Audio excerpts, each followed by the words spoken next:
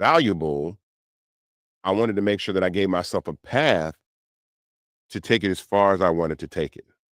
And so it's not that I'm against venture capital. I think that for right now, equity crowdfunding is the way. And I scream it to the top of the hills. But one of the things that I tell everybody, and you got to understand this, is you got to have your stuff together if you're doing equity crowdfunding. One of the things that I loved about equity crowdfunding for me with Fanbase is it made me learn my business in ways that I would have not learned if I had gone through traditional VC. So when you know about a lot of the different things with your stock structure and all these other things that people normally don't think about, right? It's kind of in similar to music business. It's like you're talented, you sign to a label, but you don't think about publishing. You don't think about your touring rights. You don't think about your name, image, and likeness. And so equity crowdfunding made me learn about all these things, the finances, the trademarks, the patents, all these things that I had to do independent of letting a VC handle that for me. You know what I'm saying? And that gave me knowledge and information to understand truly how valuable independently raising capital through equity crowdfunding is. So, last night I went to the Magic City premiere. Oh, shout out to Magic City. Shout out to Jermaine Dupri. Magic City. Shout out to Jermaine Dupri, Magic City. Absolutely. Cole Brown, and another full circle moment. Yeah. The director of Magic City is the director of the Ralph Lauren Oak Bluffs campaign.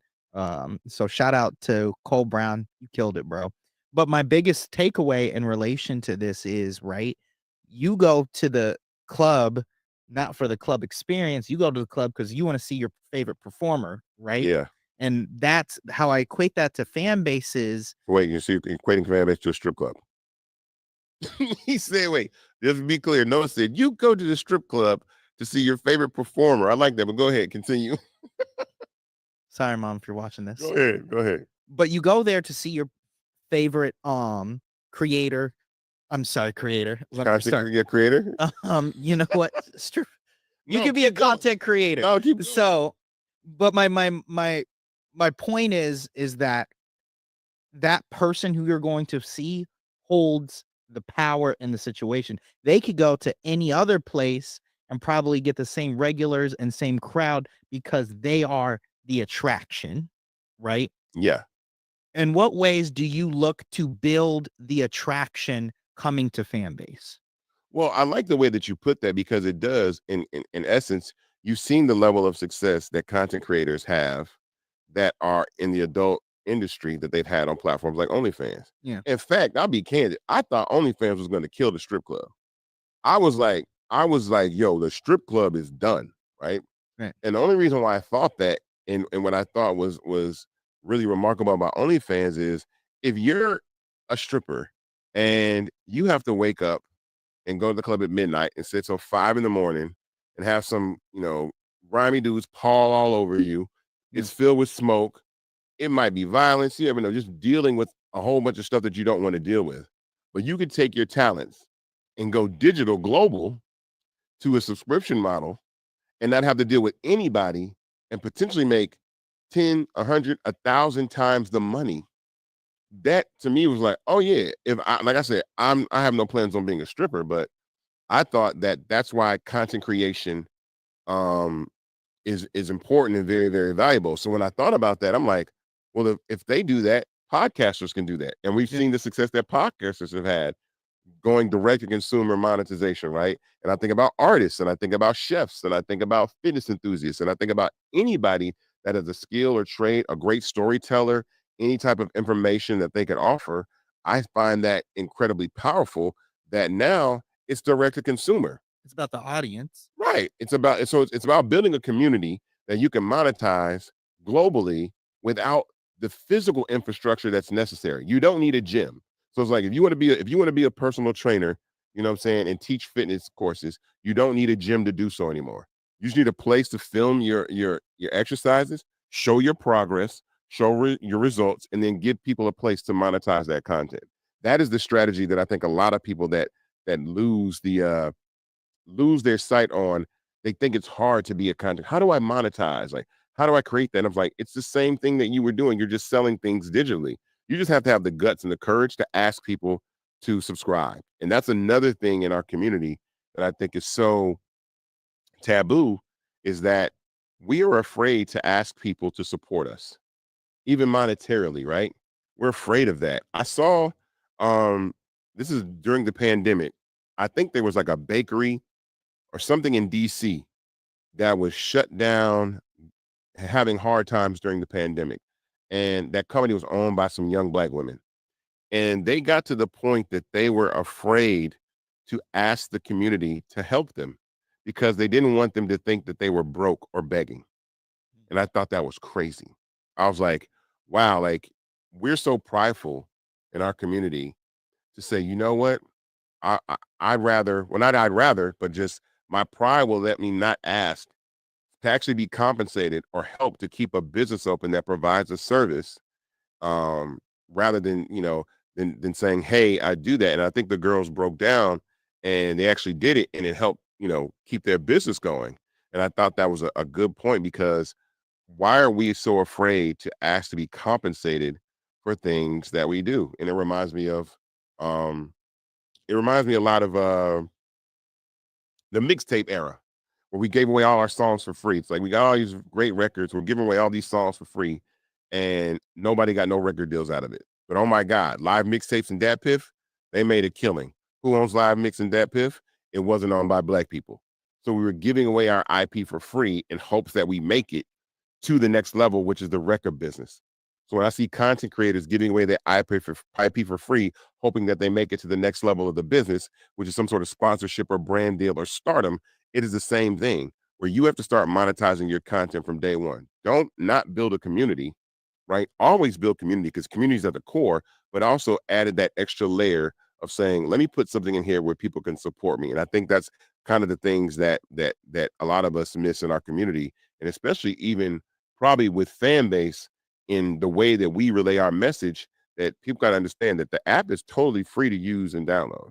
I mean, explain that people don't know that like fan base is a free to download, free to use app. Everything is completely optional. Yeah, And yeah.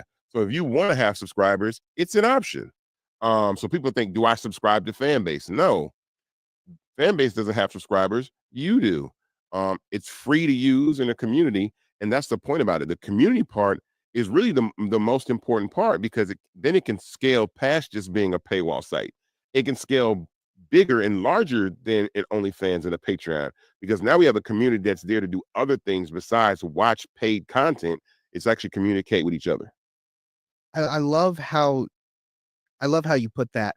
Once once again, going back to the Magic City comparison, one of the big points that made is that the club became the test site for how people would receive your music, Yes, right? And before this, I didn't realize that there was like a whole call me ignorant, but there was a whole economy based around stripper culture that exceeded more than what was within the doors of the club.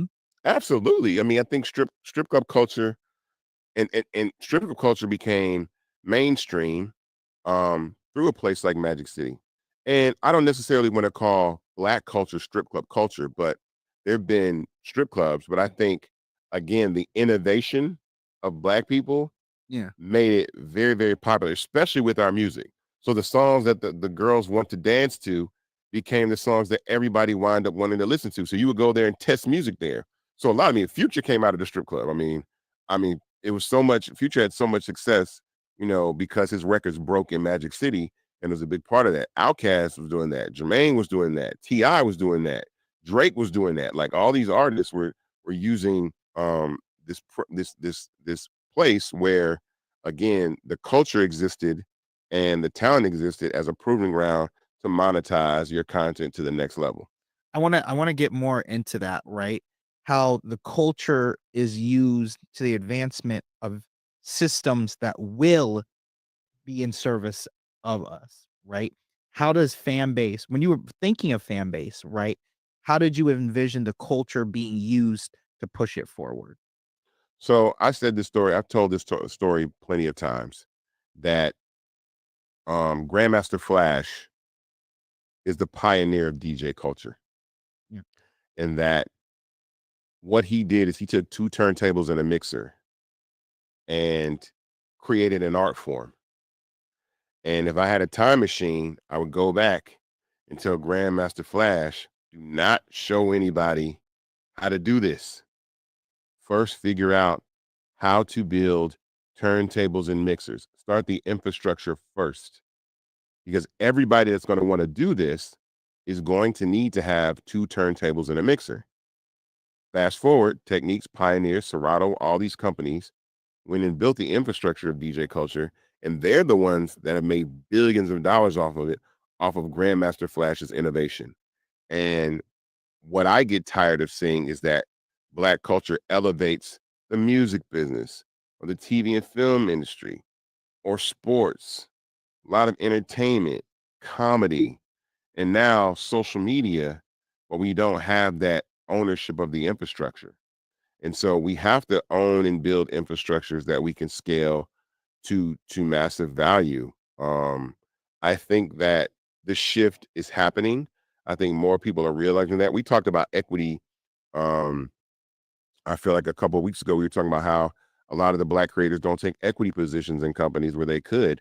And again, collectively, that's how we could use our culture. You got to think of Black culture as like vibranium. I know I say this like a lot, and I'm always going to repeat that. Black culture is like vibranium, right? Meaning it's like it's so rare and it's only found like right here in America. I talk about that Black culture is the youngest and most influential culture group on planet Earth. And Black culture is American culture, and American culture is global culture. But who owns the culture? And the question is, whoever owns the infrastructure is who owns the culture. So I don't care how talented of a basketball player you are, whoever owns the team and whoever owns the stadium owns the culture. I don't care how good of a rapper you are. Whoever owns the record label, who owns the masters, and who has the publishing, owns the culture. I don't care how great of a producer you are. Whoever makes the keyboards and the drum machines and the software owns the culture. I don't care how great of a content creator you are.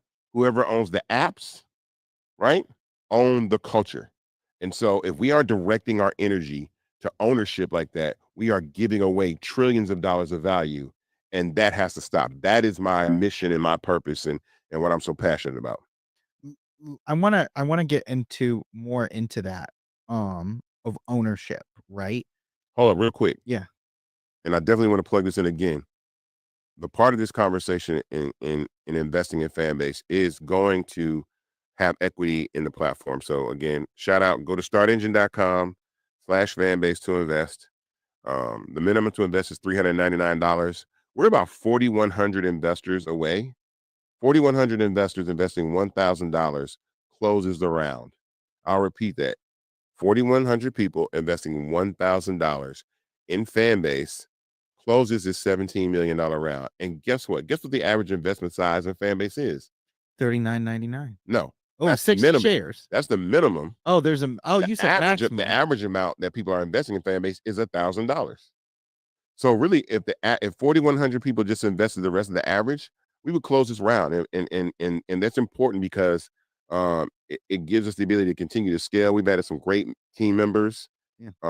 Shout out to Lauren and Ashley and Mario and all the people that we've been adding. We had about 20 new positions just since February, and we're working on a lot of amazing things. So shout out to those people. But again, startengine.com/fanbase to invest. Now, Okay, so going back. My question is, how is fan base positioned to help people close the wealth gap in America? by 2 ways: democratizing the distribution of content. So everybody that has a fan base page is a business. And I say this all the time. I define a business as the ability to receive income or revenue for a product or service you provide. So by default, everybody that has a fan base page has the ability to have subscribers and have tips. So get tipped through micro tipping, which is love. Love is the way that we tip on fan base. We like content and we love content. So by default, if you make a fan base page today, you're a business because someone can love what you say. They can love your content. They can show love in the DM. They can show love to you on an audio room. They can show love to you in a comment. They can show love to you in a chat room inside one of the audio rooms, and they can subscribe to you. And so, giving people the ability to be that that one click away point of sale, not multiple people, right? That is really distributing wealth to people in a very, very fast way. And then on top of that, again, we've been talking about investing in ownership, is having ownership in the company. I just can't, like, again, shout out to everybody that has made individual success. I'm proud of everybody, but we have to be talking about collectively scaling up infrastructures. So picking things like, the Target fast has been going very, very well. But the entire time that we've been fasting from Target, our dollars have still been going to other companies that aren't Black owned. Hmm. So who's going to build the Black Target? Who's going to build that business, right? Or and again, I looked up, like, I don't know. Somebody tell me how much, like, I want to know how much Dollar Tree is worth. Like, what's the value of Dollar Tree, real quick? Find that out. Say, well, like, how much does it cost if someone said we're going to buy all the Dollar Trees, right? And say Dollar Tree, we buy all the Dollar Trees in America and then make them Black owned because they're already in our neighborhoods, right? We don't own them. And then we put all Black products into those and start and make that a retail chain online and brick and mortar that we can start selling our stuff through. That is extremely important because I don't think Dollar Tree is like I'm not gonna say it's not worth billions of dollars, but I'm pretty sure it's something that collectively a lot of the billionaires could get together and acquire. So, okay. So the answer is, so for a share in Dollar Tree right now, Hmm. it is $115.24. So what's the This market is, cap of Dollar Tree then? let's see, the market cap, 23, it ranges from 23.9 billion and 24.3 billion. So Dollar Tree's worth $23 billion. That's insane. Right. But how much do Black people spend in America every year? 1.8 trillion. Let's see. And 2025, let's see. But that's what I'm saying. My point is, like, okay, But it was 1 point, I remember it being 1.7. trillion. Yeah. Right. So $1.7 trillion. My point is, okay, let's pool our money together and acquire Dollar Tree and then start selling all our products through Dollar Tree. We have to start thinking like that. Like, even if we buy it and it's not brick and mortar anymore, it's just we distribute content, our products online. You know what I'm saying? So So I'm actually proud to say that I am wrong on that. In Mhm. 2025, and before it was 1.7, but as of 2025, it's 1.98 trillion. so almost $2 trillion is going out of our community, To right? brands that don't serve us or made for us. Right. Yeah. And we have these, and we're in such a moment right now where people are really showing us we don't, we don't want your business. We don't want you wearing Lululemon, but we'll sing about it. We don't want you drinking our alcohol, but we'll talk about it. Yeah. That's what I mean. Is like whatever we speak becomes something. I'm saying this today. I haven't said this before. I'm about to say this right now. I'm publicly saying it for the first time. I think I have. I don't know. I might have said it before, but Sexy Red, you said something. This is a shout out to Sexy Red. Sexy Red, you said something online. And as soon as I heard it, I went and trademarked what you said. I'm not going to say what it is that you said, but as soon as you said it, I said, someone's going to trademark that and make a bunch of money and put their kids through college and create some sort of wealth off what you said. I want to partner with you on what you said as a product and sell it. I'm going to reach out to you. I'm going to reach out, Vince. I know it's her attorney. I'm going to reach out to you, but you said something, and that's why I say it's important. As soon as she said that, I'm like, oh, I call my attorney, trademark that. I'm gonna go find Sexy Red, partner with her because I want to show us that we got to stop freestyling greatness and not think about the things that we do. We got to stop saying cool phrases. We got to stop making cool dances or creating cool innovations and not thinking about owning these things before we do them. Like the guy that was saying very demure, very whatever, and somebody trademarked that and he was upset about it. Or the guy that tried to trademark Juneteenth and he was selling ice cream in Walmart as Juneteenth ice cream and it was the trademark was owned by a white dude. We Mm. got to stop doing that. Like it's just like we have to stop doing that. Think like everything that comes out of our mouth, we speak wealth. We manifest wealth through what we say, what we innovate, And we can no longer do that because there's too much wealth leaving our community. I wanna pivot just slightly. I wanna hear, have you heard of the Sydney Sweeney ad that debacle that's going through? Yeah. For those of you who don't know, American Eagle put out an ad, um, with Sydney Sweeney, glorifying her jeans, play on the phrase jeans, right? And then this discussion erupted as a result of eugenics in the forefront of American culture right now. How can we as Black people combat that? Well, when I heard about this, I can say that I wasn't so much offended because I don't know that many Black people that buy American Eagle jeans. My thing was, if we're mad about it, then who got the jean company we can buy jeans from? That's how you combat that. Let them have the ad talking about eugenics. Where are the jeans that Black people own that created our companies and then put our money into those? Because again, I don't know who owns True Religion. I know everybody bought them jeans. You know what I'm saying? I don't, you know what I'm saying? I don't know who owns, Chrome Hearts. I don't know who owns these companies, but I guarantee when you Google them, a lot of times it's not us. And so that's the part that I have is like, again, if we make it cool, it's cool, but who owns it on the back end? We didn't get to talk about this, but um the T app. The T app came out. That is such a great example. Let's talk about the T app part 2. So the T app was an app that allowed women to make anonymous reviews of men that they were dating, either giving them green or red flags, right? And the app became enormously popular. It's been faced with a lot of challenges, legal challenges, privacy challenges, stuff like that. But the app was at the top of the App Store charts. Come to find out that the T app was owned by a guy named Sean Cook. Fast forward, this week, another app has popped up. It's called the T on Her app. And so apparently there's been a male version created that allows men to give reviews of women and giving them green or red flags on the platform. I don't condone either one. I think it's highly problematic, but I can say that the T on Her app is owned by someone Black. So even if, like, at the end of the day, at least someone said, hey, look, if someone's going to try to make money or exploit our culture, it's got to be us at the end of the day.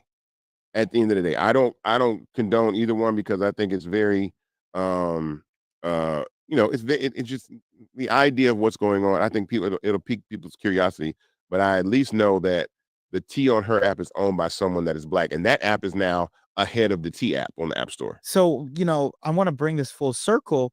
That goes back to exploitation of culture, right? What we just talking about throughout music, entertainment, media, whatever, right? How do we replicate this process, right? The success of these Black founders coming in and taking back what has always been ours. Again, it's invest, scale, exit.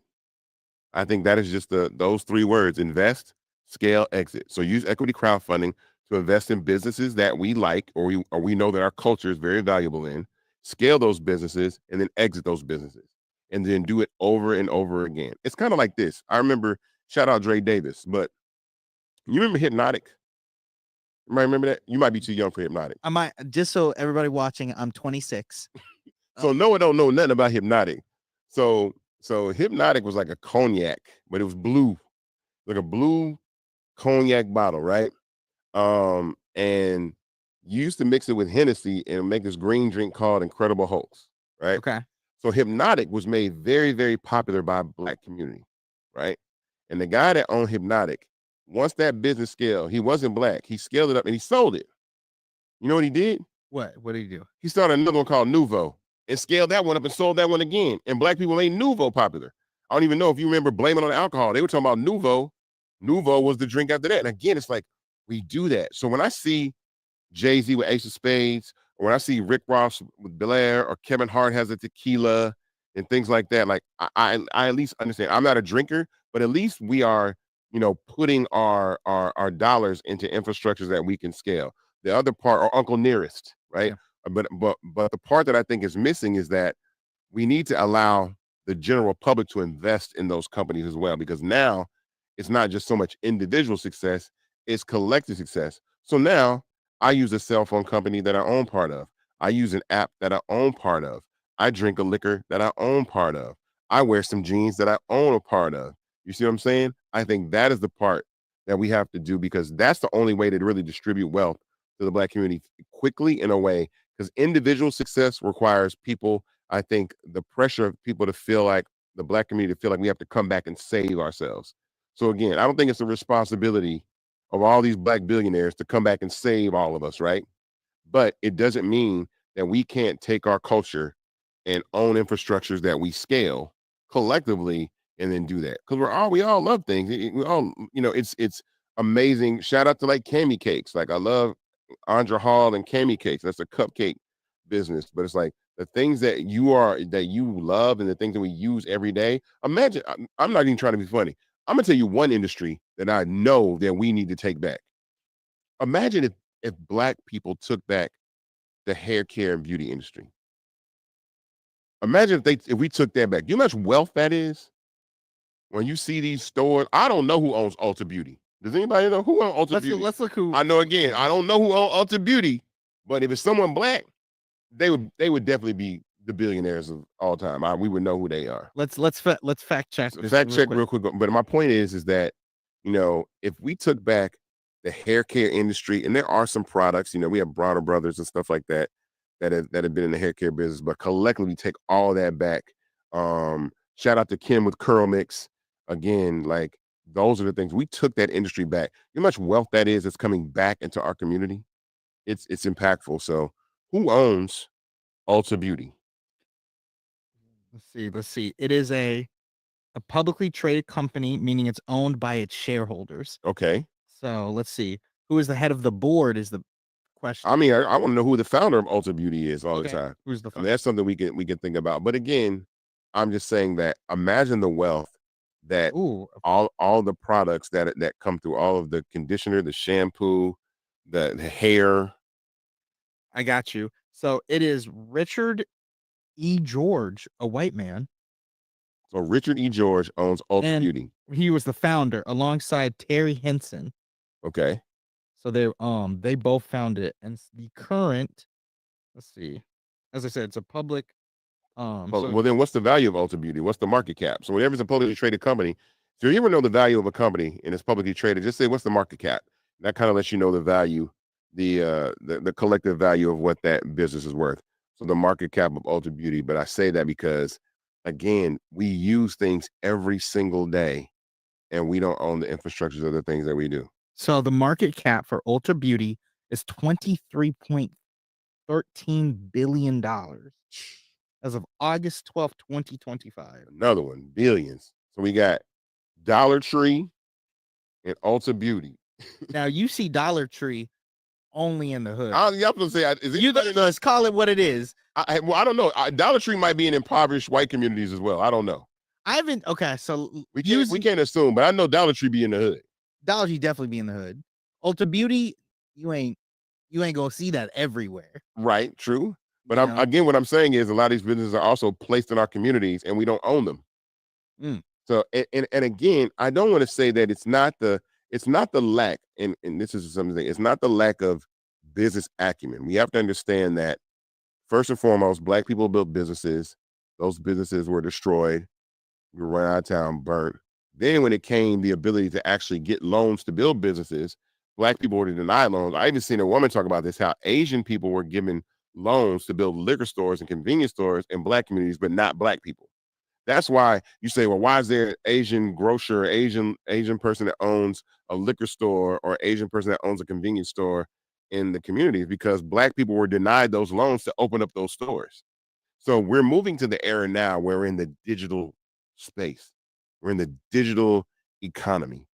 And so the infrastructures are no longer there. It's digital. It's between me and you, a click of a button, that fast, we can do that. Or we can scale businesses, e-commerce, other things like that. So that's important.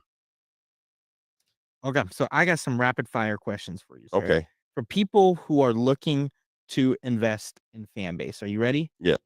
Okay. So you've already sent it. You can invest as many times. Yep.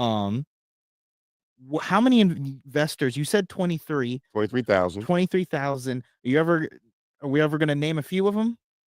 No, you know what? The reason why we don't name a lot of the investors too is because I want to be quiet because, again, I think that the company should speak for itself, the business should speak for itself. Yeah. I've already, had to come out and be the founder because of equity crowdfunding and be the visible person that's raising the capital. But I love to keep our investors quiet because that's the thing. You don't talk about the company before you exit.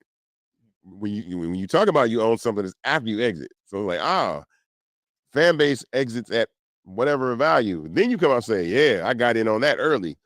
Get out the game first. And then that's when you talk about when you exit. Sometimes, talking about all the things that we own too early can also taint or restrict or hurt the ability to scale something. So with the capital that has currently been raised, other than paying my salary, what is it being used for? So currently we're focused a lot on retention. So retention is really the key to success to most platforms, but especially social media. What gives the ability for a person, what gives the platform the ability to retain its users? So as soon as you come on the app, what things do you like? What keeps you there? And what we notice is recommendations are really a huge part of that. The recommendation engine that tells you what type of content you want to look at that keeps you on Fanbase. So retention is our goal through the remainder of 2025 and all through 2026. Right? Get our MAU as high as we can get it. Deliver people the content and the things they want to see. So we need a robust algorithm. So we're working on that, and we've been working on that for a long time. And then the simplification of the app, and that's being able to make it easier to create content, easier to find content, easier to find your friends, easier to monetize. All these little things, and that comes with testing and A/B testing and all these things that we're doing. But again, all these things wouldn't be possible without the equity crowdfund campaign that we're doing right now. What is the only way people can invest in Fanbase? The only way that you can invest in Fanbase is going to one of two sites, right? Startengine.com/fanbase or invest.fanbase.app. I say that because I get a lot of DMs, people saying, Isaac, so you shot me a DM on TikTok. I was about to say that. Do not listen to the Isaac.333s or the Yo, I got so many. It's like I probably got like 20 fake TikTok accounts, and I keep trying to get them pulled down because I don't think I'm verified on TikTok. That's why I say don't listen to me. I mean, I have a TikTok page, but I don't even send DMs on TikTok, so I will never DM you on TikTok. As a matter of fact, I will never DM you on Fanbase, or I will never DM you on Twitter or Facebook or Instagram or any social media platform telling me to send you some bank account information or crypto or anything like that. The only two ways that you can invest in Fanbase is startengine.com/fanbase and invest.fanbase.app. The minimum to invest is $399. That gets you 60 shares of stock at Fanbase at $665 a share. Our current valuation is $160 million. I started this company with $200,000 of my own money, got it to a $20 million valuation in that first round, and we've done, this is our fourth round and got up to $160 million valuation. And again, that's individual success. There has to be something more to this. It has to be something larger and greater in what we do. So I'm really, really happy to be able to do that. I ask everybody that sees this to continue to download Fanbase, support the app. We got a lot of stuff coming, and then invest. Investing is what this is all about. If we do not invest in our own infrastructure, we are always going to be customers to our own creations. And I'm tired of us being customers to our own creations, asking for respect in industries that we build with our own culture. The phrase that has been embedded into my mind is own the platform that you make popular. Yes, that is 100%. And that is our ability to do that now. Fanbase, again, is a global platform. We're in 190 countries and territories all around the world. We're on iOS and Android. I really am looking forward to getting more into Africa too as well. The continent of Africa is going to have 2 billion people, as Justin said in our first episode. There are going to be 2 billion more people on the internet in the next, 4 or 5 years with access, and fan base can be that bridge between continents. And I'm looking forward to doing that. Fantastic, sir. So my question to you is, what do you want people who own fan base, what feeling do you hope to put inside them? I mean, ownership, pride and ownership in the things that we own. I think that's just enormously important. This is our moment in history to change the course of Black wealth forever by owning a social media platform and using it to create wealth just beyond individual success, individual wealth, but collective group wealth. We're at the end of our episode, but thank you for hanging out with me today, Noah. Noah's a journalist. You know what I'm saying? Noah's a journalist of his own, but I'm glad to have him aboard and glad to have him as part of the fan base team. So we will see you next week on another episode of Invested, a fan base podcast. All right. Later. Peace.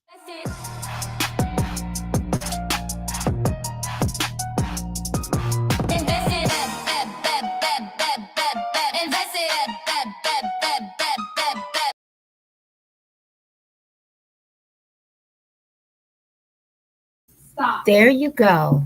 There you go. See you later. When she knows that I'm about to